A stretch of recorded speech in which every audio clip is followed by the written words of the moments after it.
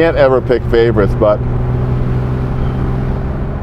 this car is quickly becoming the favorite 911 I've ever driven.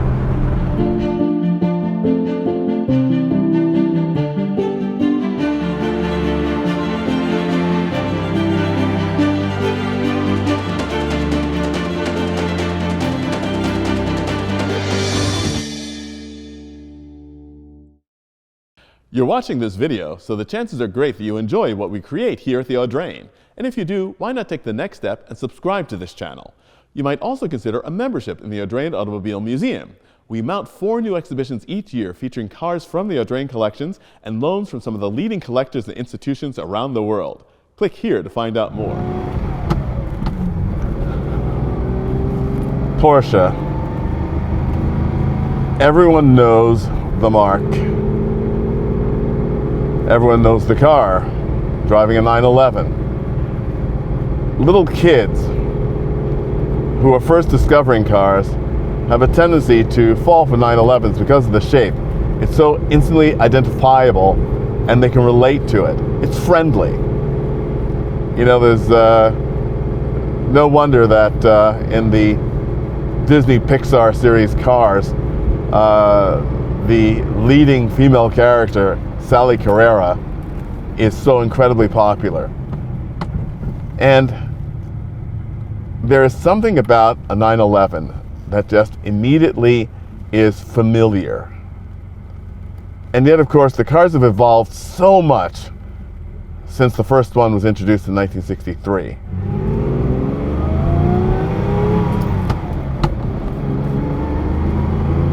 And the car I'm driving today is an early 911. This is a 1967 911S, the first of the line of high-performance 911s. When the 901, then 911, took over for the 356, it started out in a high-performance mode, which is to say, 130 horsepower flat 6 engine, but it wasn't the match for the ultimate late 356, the Carrera 2. Porsche waited a bit for the dust to settle before in 1967 introducing this model with 160 horsepower. Now, what's amazing about this is the fact that, of course, today 160 horsepower sounds like a really, really, really great lawnmower. But driving this car, first of all, reminds me of what Porsche is all about. It's about directness, it's about connection to the car. And yes, you still get that in a new Porsche.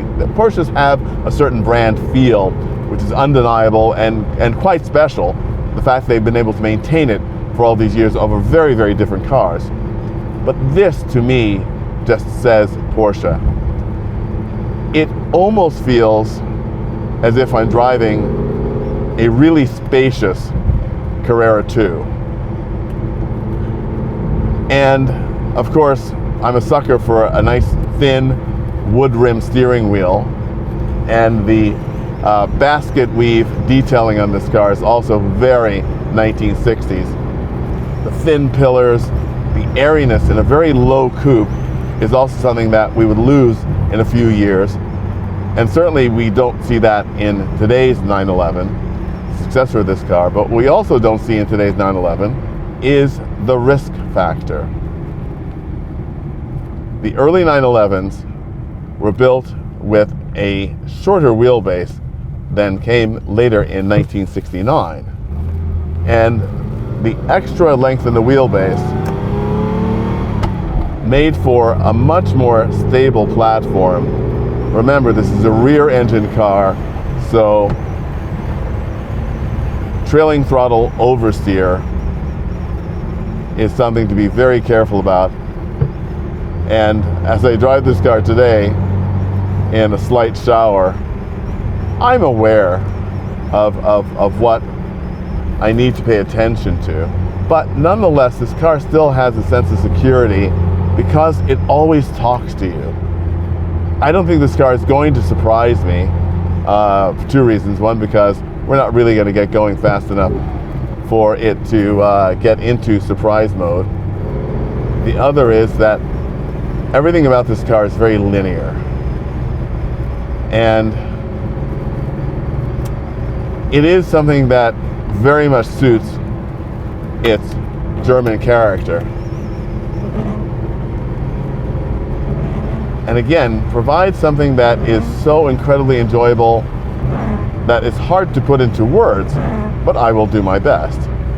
Another attribute of this particular car, which I think is one of the absolute prizes of the Audrain collections, is the fact that this car is an original car. It's never been apart for restoration. It wears much of its original paint. And there is nothing like the feel of an original car. This is what the workers in Stuttgart put together back in 1967, shipped to the US for its very fortunate first owner.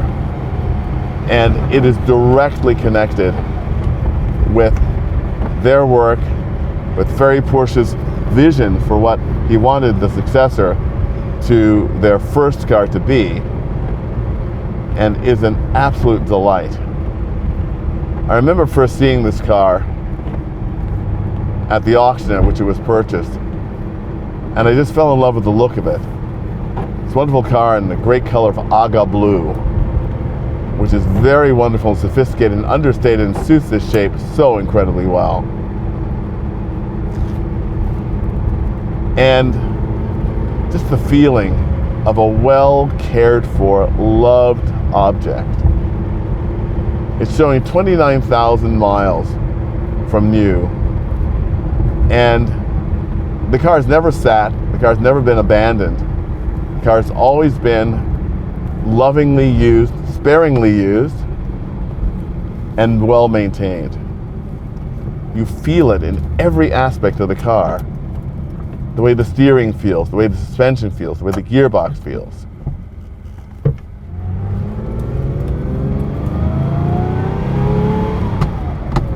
There's also something very special about these 2-liter cars. They're very, very, very willing to rev. And they deliver a surprising amount of power on the low end as well. Although, of course, these are somewhat, I won't say peaky engines, but between 4,000 and 5,000 RPM is really where they start to sing. But this is a very special thing because the power is so eager, and the car is just so light and wonderful. This is really, I understand how and why people become completely addicted to Porsches and what they represent, especially if they started with a car like this. And I highly recommend that any Porsche enthusiast who's only been familiar with the G-body cars onward to have an opportunity to drive an early car. It doesn't necessarily have to be a short wheelbase car, but even a 69 or a 70, they're really different feeling cars.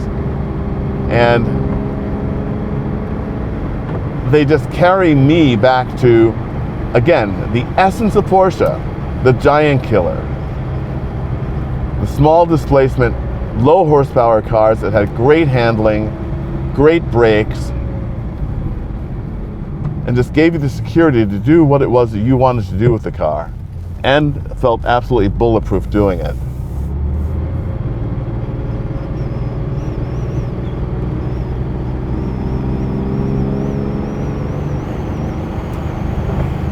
This is a car that can give you as much thrill driving around town as it might crossing a continent. 5-speed gearbox, feels terrific, ready to give you all you need in every one of the gears. And even in 4th gear, at about 2,500 RPM, there's still power available to you. And that's something that's really incredibly useful. There's nothing like the feel of a 1960s GT or sports car. It was just a time when everything just came together in a magical way, And I'm so glad that we get to experience that here with this car.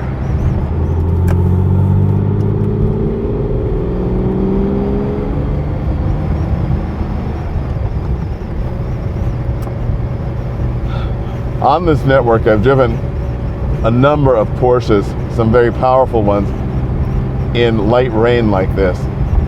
And it always reminds me again that a Porsche has always been a car to be used, but also a car that you take very, very close care of. You pay attention to what's happening at all times. Here on one of my favorite turns, a nice right-handed, the road drops away just a little bit, the car lifts up and settles. This 911S loves this.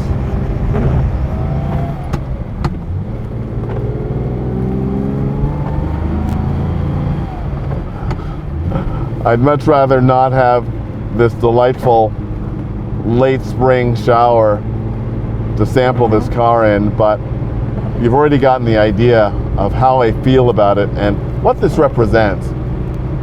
Everyone needs to have the opportunity to drive one of these cars. I think this is the way to understand what Porsche stands for, what the 911 means, even in its modern iterations, because all of the best of those, and we've seen that in 911R, in the New Sport Classic, all reference what this car is all about. And I think that as long as Porsche continues to recognize the need to connect with this car, I think then there will always be a reason for them to make the 911. Otherwise, we could have something totally different, totally unlike this, a new 928, for instance. But this is very much in the feel of the essential car. And for that, I absolutely love it. I've spoken about time machines before. Usually when it comes to veteran cars or cars of the 1920s or even 1930s. But this too is a time machine. It harkens back to a time when engineers could accomplish all of their goals unfettered by national, international regulation. And the satisfaction is palpable. Thank you very much, Ferry Porsche. An early 911 like this is so full of wonderful details that we wouldn't see in later cars, like the elegance of the window winders and the button to release the door at the end of the armrest. Very simple, very elemental. And of course, one of the most important things about the 1967 911S is that it is the first time that the legendary and iconic Fuchs alloy wheels were used on the car. It's hard to think of a Porsche of this era without these wheels, and this is where it started. And again, it just took the 911 to a place that the 356 had not been.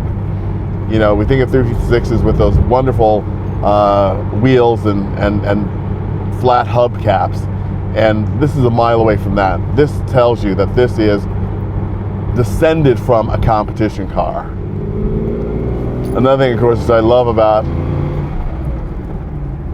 these early 911s is that they're a 1960s GT. They have vent windows. The roll-down windows are so beautifully geared that you don't need an electric window. On a day like this, where the weather conditions are changeable, where we have showers and then sun, and it's just absolutely perfect. No matter what the condition, the car is ready for you. You don't have to worry about automatic climate control, because the climate control is right here in your hands. And it's just a wonderful expression of everything that is terrific about a sports car. This wheel, I come back to this wheel.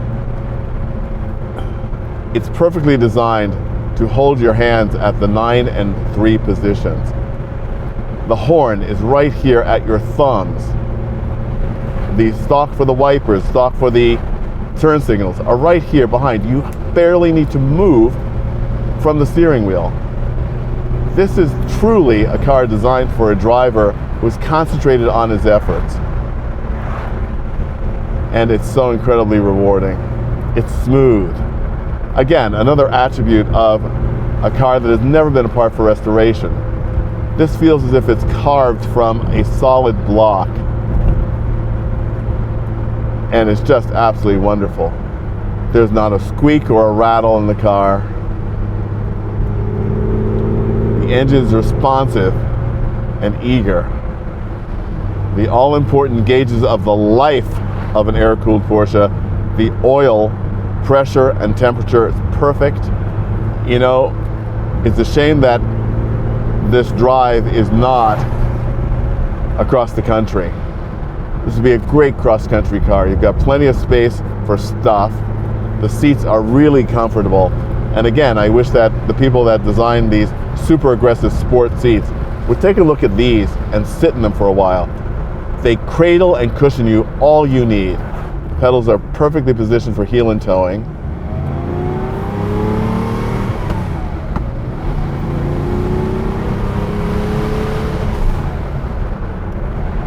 There's nothing like the sound of these engines too.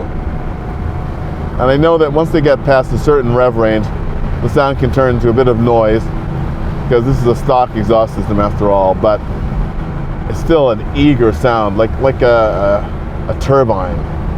Can't ever pick favorites, but this car is quickly becoming the favorite 911 I've ever driven. That's saying a lot. What you got on these relatively skinny tires, this big steering wheel, is just so satisfying. I recall vividly the story of my oldest brother, served in Vietnam, and before he shipped out, he was stationed in Manhattan, Kansas, and for reasons known only to Porsche, there was a Porsche dealer nearby, and he would go by and he'd look at the 911 and the 912, which is his dream car because it was more affordable, and so he very carefully saved his money and sent it home so he could buy a Porsche when he got back. Things didn't work out the way, he came back, no worries about that. Things didn't work out, he didn't get his Porsche then, but I could just see Art in this car in 1968, just having the time of his life. This drive is for you, Art. Thanks.